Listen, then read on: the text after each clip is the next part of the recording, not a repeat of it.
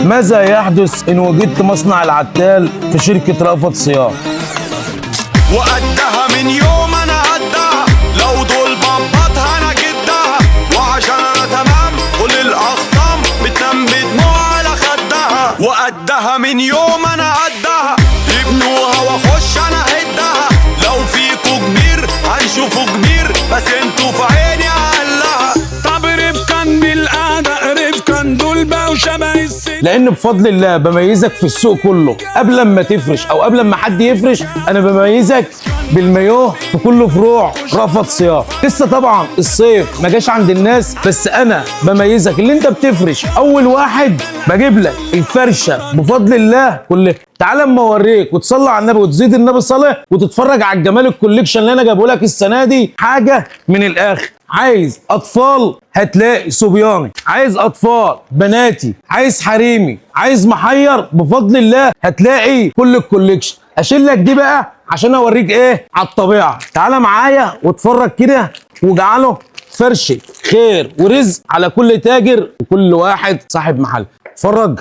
يبقى انا دلوقتي بديك 3 مراحل او مرحلتين، ده 4 و6 و8، وعندك مرحله 10 و12 و14. يبقى انا لما اجيب لك بنوته زي دي عسليه كده واللون وجماله، تحضري شويه القهوه وتقعدي اتفرج على القواقع. يبقى انا النهارده بميزك بايه؟ بالمصيف وجماله في شركه رأفت صيام. ادي بقى الشغل الجديد. اتفرج.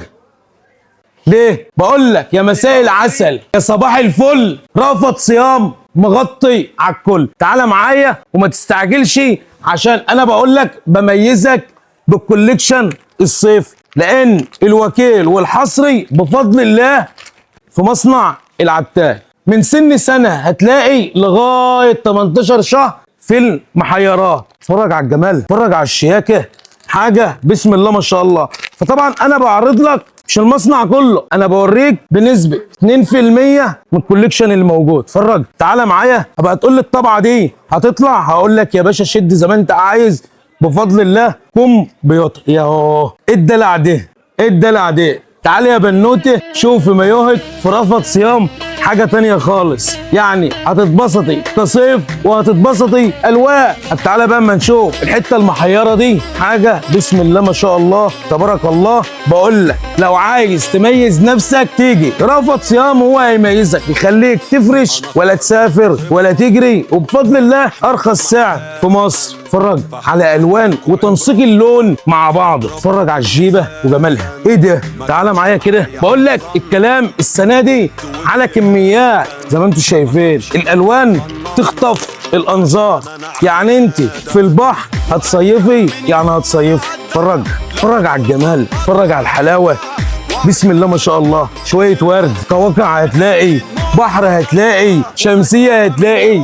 يعني بقول لك تشرفينا في شركة رأفت صيام. هتلاقي مايوهك بشكل تاني زي ما عودناكم. يا مساء الخير يا صباح الفل، رأفت صيام مغطي على الكل. مستنيينكم تنورونا في كل فروعنا. سلام.